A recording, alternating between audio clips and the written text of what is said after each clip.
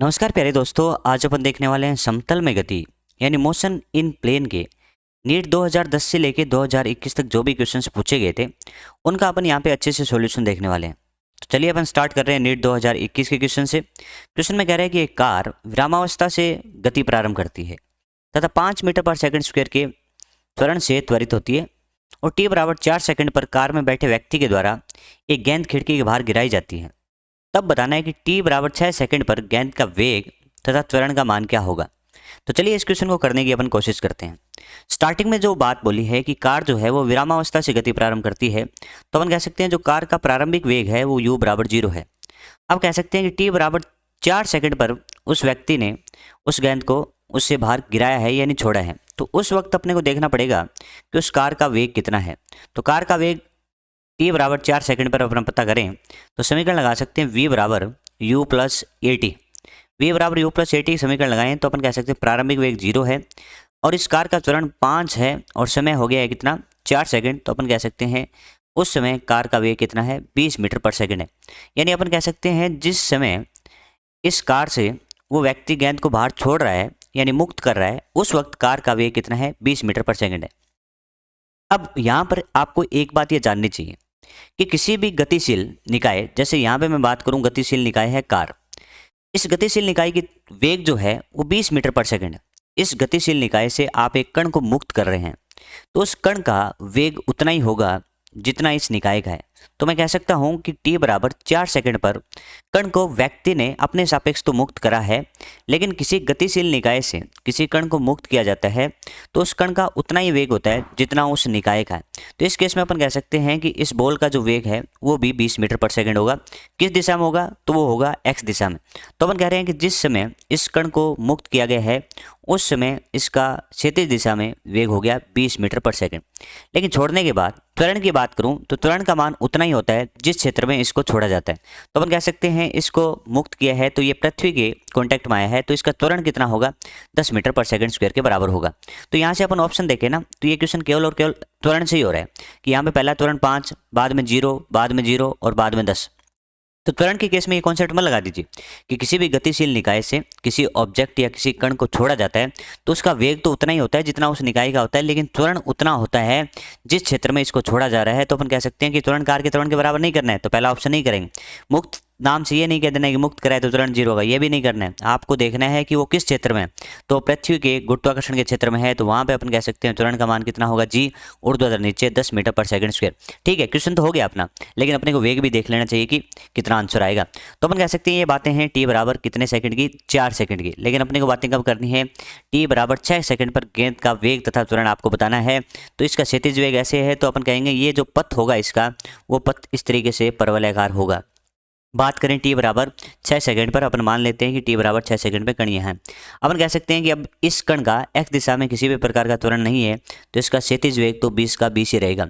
बात करूं मैं ऊर्ध्वाधर वेग की तो अपन कह सकते हैं कि ऊर्ध्वाधर दिशा में समीकरण लगाएं तो v बाय बराबर u y plus a y into t. आप कह सकते हो कि प्रारंभ में इस कण का या इस बॉल का क्षैतिज दिशा में 20 का 20 है, ऊर्ध्वाधर पे 0 है। अपन बात करें त्वरण की तो अपन कह सकते हैं कि माइनस जी ऊर्ध्वाधर नीचे की ओर है। और बात करें समय की तो अपन कह सकते हैं टी बराबर 4 से टी बराबर 6 तक समय हो गया 2 सेकंड। तो इसका जो मान आया वो -20 है और माइनस बता रहा है कि ऊर्ध्वाधर नीचे की ओर है। तो अपन कह सकते हैं 20 किस्म हो गया क्षैतिज में, क्योंकि क्षैतिज में त्वरण 0 होने की वजह से वेग में कोई परिवर्तन नहीं होगा। तो ये 20 हो गया, ये 20 हो गया। परिणामी की बात करें तो 20 और 20 एक दूसरे के लंबवत है तो इनका परिणामी जो आएगा वो ऐसे आएगा और उसका मान आ जाएगा 20√2। तो ये आपको अच्छे से समझ में आ गया होगा कि परिणामी वेग कितना होगा 20√2 और त्वरण होगा 10 मीटर पर सेकंड स्क्वायर। तो ऑप्शन नंबर 4 सही होगा। लेकिन मेरे हिसाब से इस क्वेश्चन को आप अटेम्प्ट करते तो इसके त्वरण से ही कर सकते थे, क्योंकि किसी भी गतिशील निकाय से जब किसी कण को छोड़ा जाता है तो उसका वेग तो उतना ही होता है जितना उस निकाय का होता है, लेकिन त्वरण का मान उतना ही होगा जिस क्षेत्र में इसको छोड़ा जाता है। तो अपन कह सकते हैं त्वरण के 10 मीटर पर सेकंड स्क्वायर से इस क्वेश्चन को सेकंडों में किया जा सकता था। हाँ तो दोस्तों, अब देखते हैं नीट 2021 का एक और क्वेश्चन जो कि वृत्तीय गति और प्रक्षेपीय गति के मिले जुले संयोग से क्वेश्चन आया। क्वेश्चन में क्या पूछा है पढ़ते हैं। एक कण कैपिटल R त्रिज्या के वृत्त में समान चाल से गति करते हुए एक चक्कर पूरा करने में कैपिटल T समय लेता है। ठीक है, अब आगे क्या कर रहा है कि यदि यही कण क्षैतिज से उसी चाल से थीटा कोण पर प्रक्षेपित किया जाए तो 4r के बराबर अधिकतम ऊंचाई प्राप्त करता है, तो प्रक्षेपण कोण थीटा का मान क्या होगा। तो अपन कह सकते हैं कि अधिकतम ऊंचाई का फॉर्मूला अपन सभी जानते हैं कि एच बराबर क्या होता है, you square sine square theta बटा 2g। अब अपन कह सकते हैं कि इसके अंदर एच का मान अपने को दे रखा है, कितना है, एच का मान दे रखा है 4r। अब अपन u क्या रखें, तो u इसके अंदर दे रखा है कि u तो यही है, यानी यही कण क्षैतिज से उसी चाल, चाल यहाँ से निकाल लें तो चाल बराबर क्या होता है, दूरी बटा समय। तो एक चक्कर में दूरी तय करी 2πr और लगा समय था t। तो ये अपन ने क्या कर ली, चाल पता कर ली और इस चाल का यहाँ पे अपन यूज ले सकते हैं।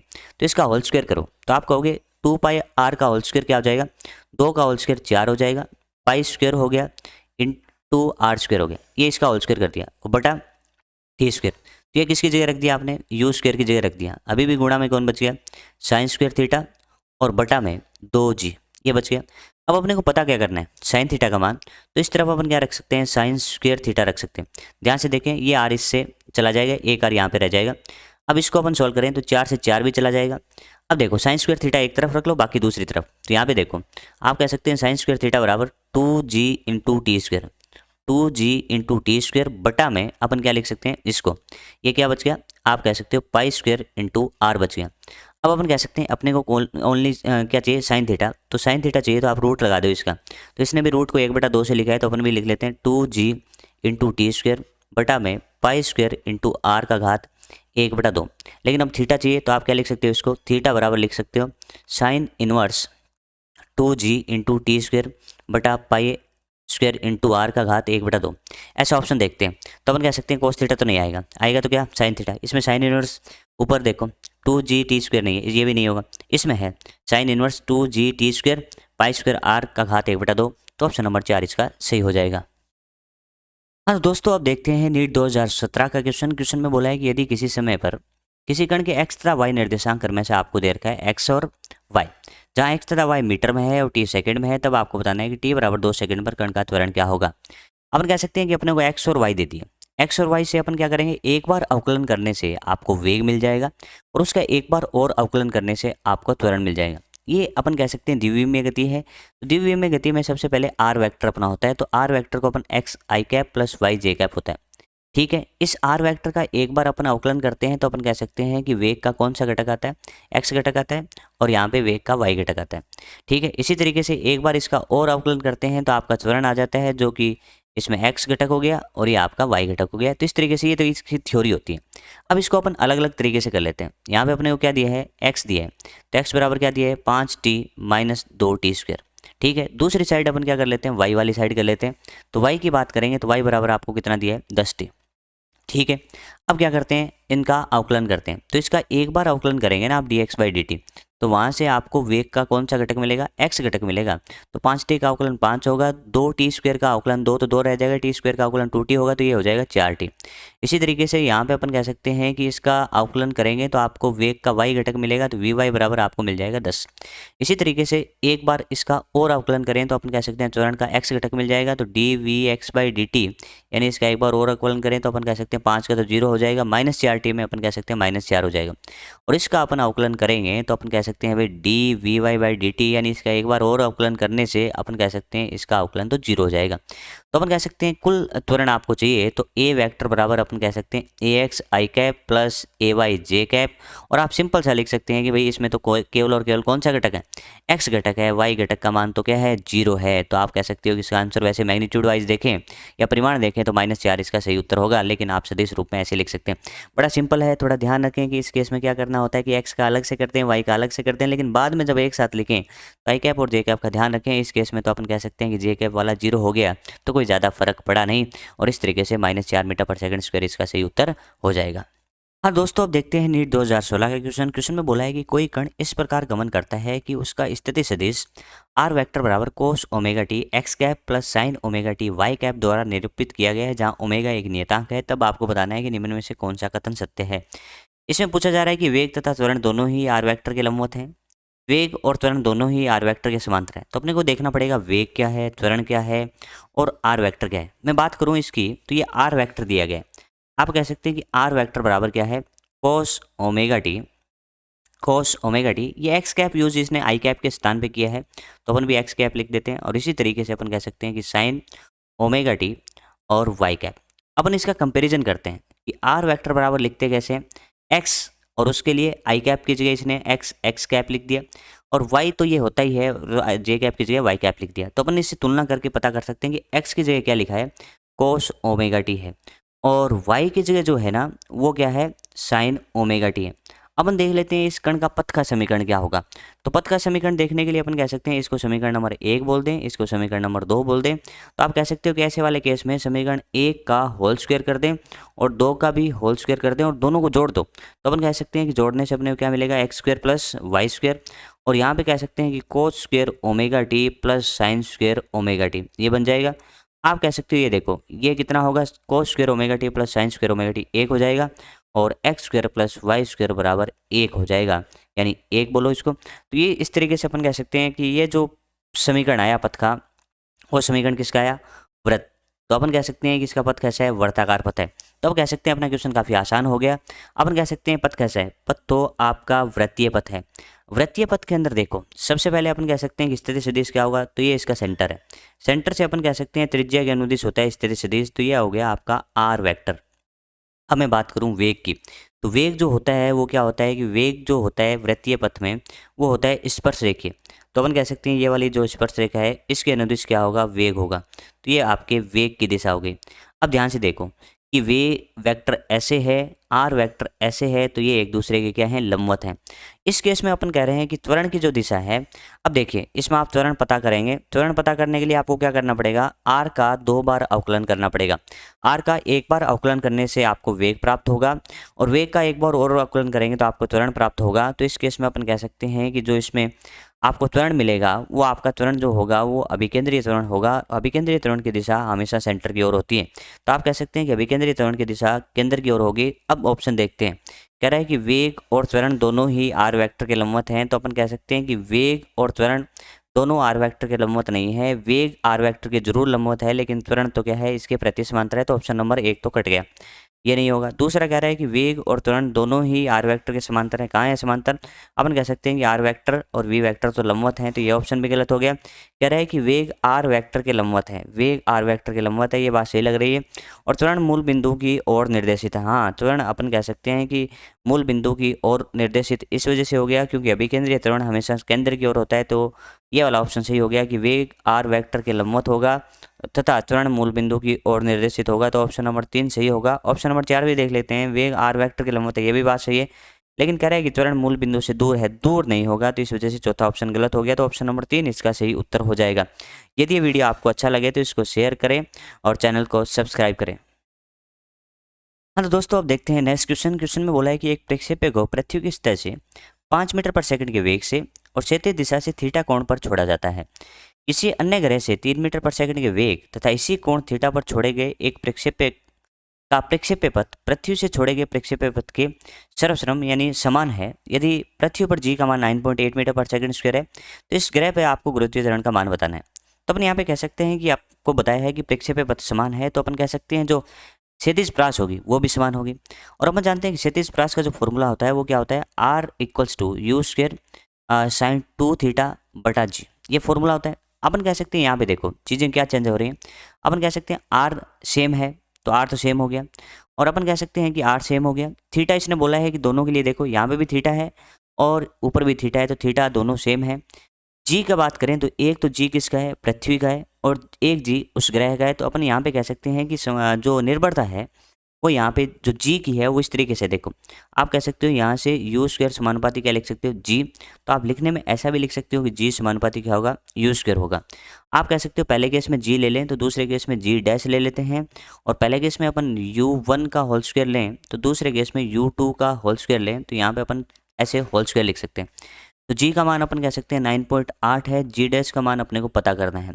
बात करें u1 की तो u1 आपका 5 है और u2 आपका 3 है और उसका होल स्क्वायर। तो यहाँ से जब इसको इधर सोल्व करें तो अपन कह सकते हैं कि जी डैश बराबर कितना होगा, 9.8 और 3 का होल स्क्वायर 9 हो जाएगा, और बटा अपन कह सकते हैं 25 होगा।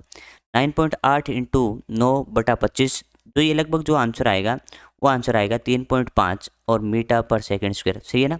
तो इस तरीके से अपन इसको आसानी से कर सकते हैं। तो 3.5 इसका सही उत्तर हो जाएगा। हाँ तो दोस्तों, अब देखते हैं नीट 2013 का क्वेश्चन। क्वेश्चन में बोला है कि किसी प्रक्षेप्य का प्रारंभिक बिंदु ए पर जो वेग है ना, उसका मान दे रखा है 2 i cap plus 3 j cap. 2 i cap का मतलब इसका क्षैतिज घटक 2 है, ऊर्ध्वाधर घटक 3 है। तब आपको बताना है कि बिंदु बी पर वेग क्या होगा। और अपने को यहाँ पे डायग्राम भी बना के दे रखा है। बिंदु ए तो ये वाला प्रारंभिक बिंदु है, और बी बिंदु जो है वो है जहाँ पे ये टकराता है। चलो इस डायग्राम को थोड़ा सा सही बना लेते हैं, जिससे चीज़ें और आसानी से अपने को समझ में आ जाए। अपन कह सकते हैं कि जो प्रक्षेप्य गति में जो पथ होता है वो पथ कुछ इस तरीके से होगा, ठीक है।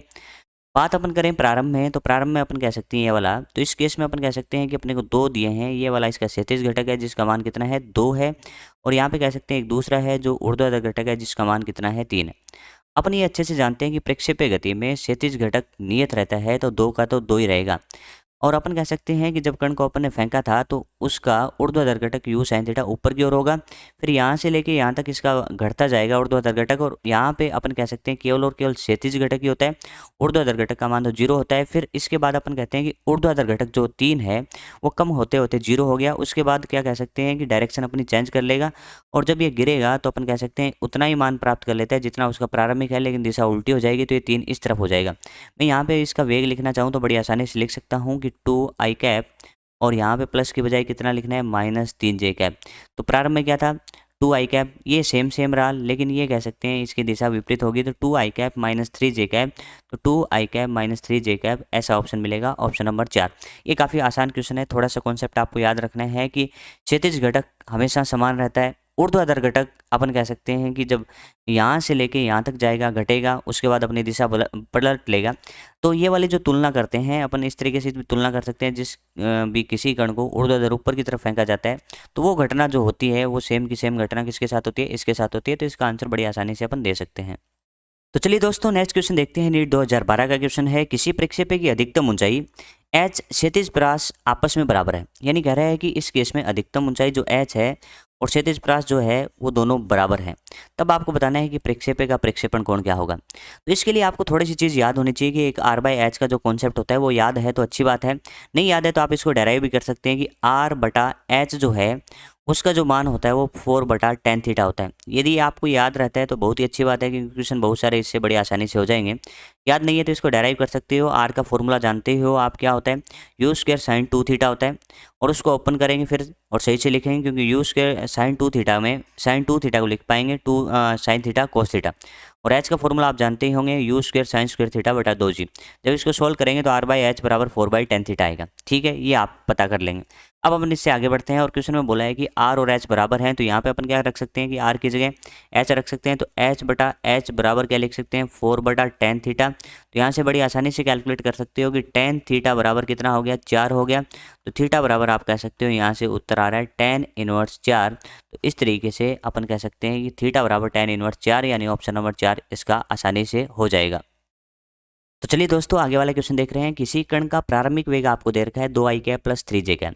इसका त्वरण भी दे रखा है 0.3 i cap plus 0.2 j cap. तब आपको बताना है कि 10 सेकंड बाद कण का वेग क्या होगा। अपन कह सकते हैं, देखिए प्रारंभिक वेग में i कैप और j कैप घटक है, और त्वरण में भी i कैप और j कैप घटक है। तो अपन कह सकते हैं ये गति है आपकी समतल में। समतल में गति होने के बाद अपन यहाँ पे कह सकते हैं कि 10 सेकंड बाद वेग पूछा है, प्रारंभिक वेग देके और त्वरण भी दिया है। तो यहाँ से मन करता है कि गति की प्रथम समीकरण लगाते हैं v बराबर u प्लस at। लेकिन अपन कह सकते हैं कि ये वाली समीकरण ऐसे तो अपन एक वी में गति में लगाते हैं, लेकिन यहाँ पे समतल है तो उसमें क्या लिख सकते हैं फिर एक वी में, मतलब सारे के सारे एक सरल रेखा के अनुदिश नहीं है, एक तल में है। तो अपन कह सकते हैं इसको लिखेंगे वी वेक्टर, इसको लिखेंगे यू वेक्टर और इसको लिखेंगे ए वेक्टर। अब चलिए इनके मान रख देते हैं। वी वेक्टर तो अपने को पता ही करना है, यू वेक्टर का मान आप बता दो तो आप कहोगे 2 i cap plus 3 j cap. ठीक है, इसके साथ साथ अपन कहेंगे ए वेक्टर खुद कितना है, तो आपका आंसर होगा 0.3 i cap plus 0.2 j cap, और गुणा कर सकते हैं 10 से। जब इसको गुणा 10 से करेंगे तो अपन कह सकते हैं यहाँ से कितना आएगा 2 i cap plus 3 j cap, और यहाँ से अपन कह सकते हैं 3 i cap plus 2 j cap. अब इसको सोल्व करते हैं तो वी वेक्टर बराबर आप कह सकते हैं कि 2 और 3 कितने होंगे 5 i कैप, और यहाँ से भी कितना हो गया आपका 5 j कैप। अब अपने को क्या है कि वेग नहीं पूछा है, इसके बाद क्या है वेग, हाँ वेग पूछा है, लेकिन वेग का जो मान दिया है ना वो परिमाण के रूप में दे रखा है। तो अपन कह सकते हैं कि वेग का जो परिमाण है वो चाल होता है। तो इस तरीके से अपन कह सकते हैं चाल पूछता ज़्यादा अच्छा रहता, क्योंकि ऑप्शन में चाल दिया है तो चाल अपन बड़ी आराम से निकाल सकते हैं। 5 का होल स्क्वायर और प्लस 5 का होल स्क्वायर, तो उत्तर आ गया इसके केस में 5√2 मीटर/सेकंड। ठीक है, ये आपका उत्तर होगा। तो 5√2 मीटर/सेकंड कौन सा ऑप्शन सही होगा? ऑप्शन नंबर 4 इसका सही उत्तर हो जाएगा। हाँ तो प्यारे दोस्तों, अब देखते हैं आगे वाला क्वेश्चन कह रहा है कि एक प्रक्षेपण को 37 से 45 डिग्री के कोण पर प्रक्षेपित किया जाता है। यानी अपन कह सकते हैं थीटा का मान दे रखा है इस केस में 45 डिग्री। ठीक है, तो प्रक्षेप्य बिंदु से देखने से प्रक्षेप्य के उच्चतम बिंदु पर उसका उन्नयन कोण क्या होगा? तो अपन कह सकते हैं, देखिए एक तो हो गया प्रक्षेपण कोण और एक हो गया उन्नयन कोण, ये दोनों अलग अलग होते हैं। इसको समझने की अपन कोशिश करते हैं। तो चलिए अपन डायग्राम बनाते हैं। तो अपन कह सकते हैं किसी कण को थीटा कोण पे प्रक्षेपित करें तो उसका जो प्रक्षेप्य पथ होगा वो इस तरीके से होगा। अब इसको अपन देखें तो ये इसका उच्चतम बिंदु हो गया, ये इसका उच्चतम बिंदु हो गया, ये इसका आपका प्रक्षेपण बिंदु हो गया। अपन कह सकते हैं यहाँ से अपन इसको मिलाएं तो ये वाला ऐसे हो जाएगा। एक मिनट इसको सही से बनाते हैं। अपन कह सकते हैं यहाँ पे इसको बनाएं तो अपन कह सकते हैं ये वाला अधिकतम ऊंचाई जो किसके बराबर होगा? h के बराबर होगा। और अपन कह सकते हैं जिसको मिला दें तो इस तरीके से जो ये कोण बनता है ना, इस कोण को ये क्या चाहते हैं? उन्नयन कोण, जिसको मैं अल्फा नाम दे रहा हूँ। थीटा क्यों नहीं दे रहे? थीटा तो आपका प्रक्षेपण कोण है जो कि इससे ज़्यादा है, और ये वाला आपका जो यू वेक्टर आता है जो कोण बनता है वो कोण आपका कौन सा होता है? थीटा होता है। यहाँ पे अपन कह सकते हैं, तो अपन ये कह सकते हैं कि ये क्या होगा? ये होगा प्रास का आधा यानी r/2। तो यहाँ से बड़ी आसानी से लिख सकते हैं कि इस त्रिभुज को देख के अपन कहें कि tan अल्फा का मान कितना होगा, तो आप बड़ी आराम से बता सकते हो कि tan अल्फा बराबर लम का मान है h और आधार का मान है r/2। तो ये आ गया आपका tan अल्फा। ठीक है, पहली बात ये समझ में आई कि tan अल्फा बराबर h/r/2। इसको अपन ऐसे भी लिख सकते हैं कि 2h/r, इस तरीके से लिख सकते हैं। चलो एक संबंध तो आ गया, लेकिन अपने को इस tan अल्फा का ही मान पता करना है, यानी अल्फा का मान निकालना है। अल्फा का मान तो तब आएगा जब ये सोल्व होगा। अभी अपन देख के आए कि पिछले वाले क्वेश्चन में कि r/h कॉन्सेप्ट क्या होता है, तो r/h बराबर क्या होता है? 4/tan theta. इस केस में कह सकते हैं कि r/h और 4 tan थीटा का मान अपन रख सकते हैं tan 45, और tan 45 हो जाएगा आपका 1। तो यहाँ से अपन कह सकते हैं कि r बराबर कितना आ गया? 4h आ गया। r बराबर कितना आ गया? 4h आ गया। तो अभी अपन कह रहे थे कि tan अल्फा का जो मान आ रहा है ना वो 2h/r आ रहा है, और r की जगह आप क्या रख सकते हो? 4h रख सकते हो। तो ये उत्तर आ गया 1/2। तो यहाँ से अपन कह सकते हैं कि अल्फा बराबर बड़े आराम से आ जाएगा tan इनवर्स 1/2। और ऐसा ऑप्शन आप देखेंगे तो ऑप्शन नंबर कौन सा मिलेगा? कि tan इनवर्स 1/2 ऑप्शन नंबर 3 होगा। तो यहाँ से अपन दो बातें सीखे कि उन्नयन कोण अलग होता है, प्रक्षेपण कोण अलग होता है। एक चीज़ आपको ये ध्यान रखनी है कि r/h कॉन्सेप्ट क्या होता है, और इसके केस में उन्नयन कोण का वैल्यू कैसे निकालते हैं। तो अपन कह सकते हैं ये अधिकतम ऊंचाई है, ये प्रास का आधा है। तो यहाँ से अपन त्रिकोणमिति से लिख लिया, और फिर इस संबंध को सॉल्व करने के लिए r/h लिख लिया। तो इस तरीके से मैं कह सकता हूँ ये क्वेश्चन थोड़ा सा अच्छा टाइप का है। यदि ये प्रयास आपको अच्छा लगे या आपको इस वीडियो को देख के फ़ायदा हो रहा है तो इसको लाइक करें, शेयर करें, जिससे और लोगों को भी फ़ायदा हो, और इस चैनल को सब्सक्राइब करें। हाँ तो चलिए दोस्तों, अब देखते हैं नीट 2011 का क्वेश्चन में कह रहा है कि एक प्रक्षेपण अस्त्र, यानी अपन कह सकते हैं मिसाइल होती है, मिसाइल को अधिकतम प्रयास के लिए प्रक्षेपित किया जाए। तो बताइए कि किसी भी मिसाइल को अधिकतम प्रयास के लिए कितने कोण पे प्रक्षेपित करोगे? तो आपका आंसर होगा कि अधिकतम प्रयास के लिए जो थीटा होता है उसका मान 45 डिग्री होता है। तो यहाँ से इस लाइन को पढ़ के पता लगा कि थीटा का मान 45 है। इसका प्रारंभिक वेग दे रखा है 20 मीटर पर सेकंड, और जी का मान आपको 10 मीटर पर सेकंड लेना है। तो इस प्रक्षेपण अस्त्र का प्रयास क्या होगा, यानी इसकी मिसाइल का प्रयास क्या होगा? तो अपन कह सकते हैं भाई आर का फॉर्मूला होता है u² sin 2θ/g, ये फॉर्मूला है। लेकिन अपन कह सकते हैं यहाँ पे थीटा कितना रखेंगे? 45। तो sin 2 × 45 sin 90, और sin 90 हो जाएगा 1। तो ये आंसर आ गया u²/g। u अपन कह सकते हैं 20 है, तो 20 का होल स्क्वायर/g, और g का मान लेना है 10। तो ऊपर आ गया 20 का होल स्क्वायर 400, 400/10, तो उत्तर आ गया इसका 40 मीटर। तो ये अपन कह सकते हैं काफ़ी आसान क्वेश्चन है, तो इसमें ऑप्शन नंबर 1 आपका सही उत्तर हो जाएगा।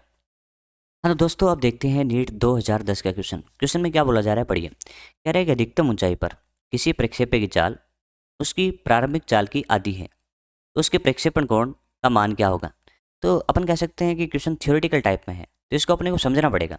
सबसे पहले देखिए, कह रहा है कि प्रारंभिक चाल, तो सबसे पहले अपन मान लेते हैं कि प्रक्षेप्य की जो प्रारंभिक चाल होगी ना, वो प्रारंभिक चाल कितनी माने? u है। कितनी है? u है। अब आपको बात करना है कि अधिकतम जो ऊंचाई है उस पर कितनी चाल होती है। तो अपन कह सकते हैं, देखो इस तरीके से, ये आपका प्रक्षेप्य पथ हो गया, और इस पे ये जो बिंदु होगा वो आपका अधिकतम बिंदु होगा, और इस केस में इसका क्षैतिज घटक u cos थीटा होता है, ऊर्ध्वाधर घटक का मान इस केस में 0 हो जाता है। तो आप कह सकते हैं कि प्रक्षेप्य के उच्चतम बिंदु पर उसकी जो चाल होती है वो यू कोस थीटा होती है, ठीक है। लेकिन कह रहा है कि तो यू कोस थीटा यानी उच्चतम पर जो चाल है ना वो प्रारंभिक चाल की आधी है। क्या बोला है? अधिकतम ऊंचाई पर किसी प्रक्षेप्य की चाल यानी यू कोस थीटा उसकी प्रारंभिक चाल की आधी है, और प्रारंभिक चाल अपन ने मानी है यू, तो यू बटा 2 ये यहाँ से कैंसिल आउट हो रहा है। और अपन कह सकते हैं कि कोस थीटा बराबर कितना आ रहा है? 1/2 कब होता है? तो आप कहोगे थीटा बराबर 60 डिग्री, तो इसका सही आंसर हो जाएगा थीटा बराबर 60 डिग्री।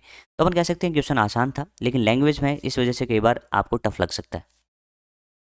हाँ तो दोस्तों, अब देखते हैं नीट 2010 का क्वेश्चन। क्वेश्चन कह रहा है कि कोई कर्ण एक्स वाई समतल में x बराबर a साइन ओमेगा टी और y बराबर a कोस ओमेगा टी के अनुसार गति करता है, तो कर्ण का पथ क्या होगा? तो कर्ण का पथ अपन पता करने के लिए मेथड जानते हैं कि कर्ण का पथ तभी आएगा जब अपन x तथा y में संबंध पता करें। x और y में संबंध पता करने के लिए अपने को जो तीसरा वेरिएबल आता है यानी t जो आ रहा है उसको अपने को गायब करना पड़ेगा। गायब करने का क्या तरीका होता है देखते हैं। तो अपन कह सकते हैं कि x बराबर क्या है? ए साइन ओमेगा टी है। ए साइन ओमेगा टी है। ए यहाँ पे अपन कह सकते हैं नियतांक है, ओमेगा टी यहाँ पे ये कोण है। इसको अपन बोल सकते हैं समीकरण नंबर 1। इसी तरीके से अपन कह सकते हैं कि y बराबर ए कोस ओमेगा टी है। ए कोस ओमेगा टी है, ये हो गया समीकरण नंबर 2। अब इसको अपने को टारगेट क्या है? एक्स और वाई में संबंध पता करना है और इस ओमेगा टी को गायब कर देना है। तो इसका एक तरीका होता है कि पहले समीकरण का होल स्क्वायर करो, दूसरे समीकरण का होल स्क्वायर करो और उनको आपस में जोड़ दो। भाई इसका होल स्क्वायर क्या होगा?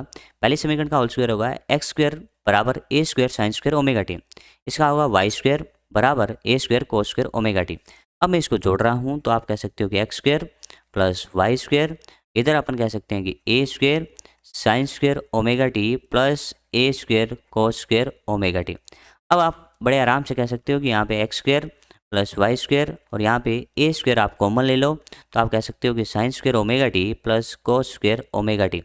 और आप ये अच्छे से जानते हो कि sine square theta plus cos square theta का मान 1 होता है। और यहाँ पे कह सकते हो कि ये आ गया x square plus y square बराबर आपका ए स्क्वायर। और ये समीकरण आपको पता होनी चाहिए कि x square plus y square बराबर ए स्क्वायर किसकी होती है? तो ये आप कह सकते हैं कि वृत्त की होती है। तो इसका जो पथ होगा वो आपका वृत्ताकार पथ होगा। तो वृत्ताकार पथ आपका सही उत्तर हो जाएगा। यदि अपन इसको दीर्घवृत्ताकार समझना चाहें तो अपन कह सकते हैं एक्स बराबर ए साइन ओमेगा टी हो और वाई बराबर बी कोस ओमेगा टी हो, यानी ये वाला ए और ये वाला ए यदि भिन्न भिन्न होते तो इसका आंसर दीर्घवृत्ताकार होता है। आपको ये ध्यान भी रखना चाहिए कि साइन का गुणांक जो है वो ए और इसमें ए हो, दोनों में सेम हो तो वर्ताकार होता है और दोनों में अलग अलग हो तो दीर्घवृत्ताकार हो रहा है। ठीक है, ये बात आपको पता होती तो इसका अपन डायरेक्ट आंसर भी दे सकते हैं। इससे पहले भी अपन ने एक ऐसा क्वेश्चन करा था। तो इस तरीके से आपने 2010 से 2021 तक के समतल में गति में जो भी क्वेश्चन आए थे उसको अच्छे से कंप्लीट कर लिया। अब आपको समझ में आ गया होगा कि इस चैप्टर से किस प्रकार के क्वेश्चन आते हैं। यदि ये वीडियो आपके लिए फ़ायदेमंद रहा तो इसको लाइक करें, शेयर करें। धन्यवाद प्यारे दोस्तों।